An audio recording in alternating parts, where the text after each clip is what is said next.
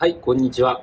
コネクションロットを取り付けていきます。Amazon で1600円ぐらいで購入しました。注文から3週間かかってようやく手元に届きました。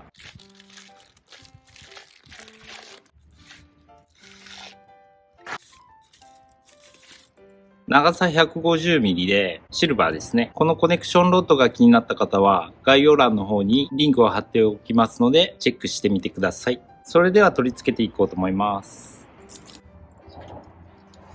バンパー側に取り付けようと思ったんですけど、短かったので、グリル側に取り付けます。バンパーに取り付けると、脱着がめんどくさいので、どのみち車検の時に指摘された場合、グリル側に付けた方がすぐに取り外しできるので、こちらのグリルのメッシュの方に取り付けようと思います。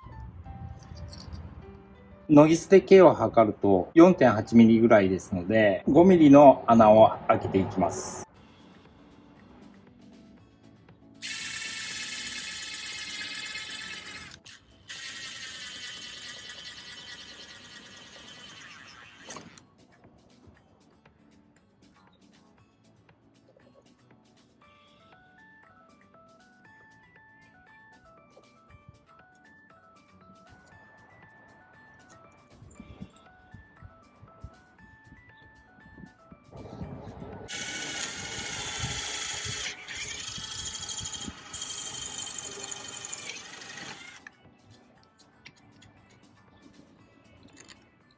リップスポイラーの裏側にナットで締め付けるのですが、折り返し部分があってやりにくいので少し削ります。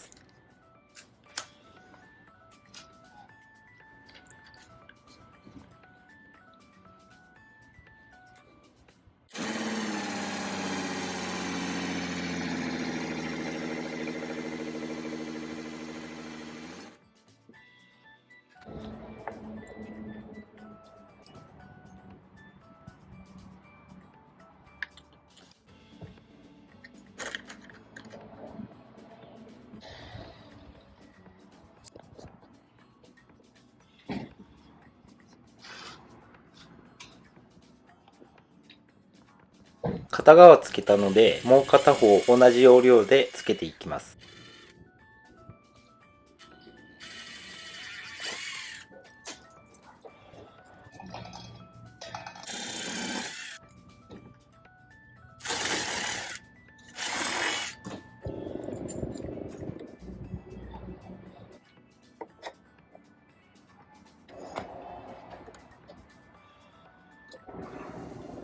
簡単に取り付けることができました。このスポイラーにコネクションロッドをつけるのは必要ないと思いますが、ドレスアップでのワンポイントですね。ご視聴ありがとうございました。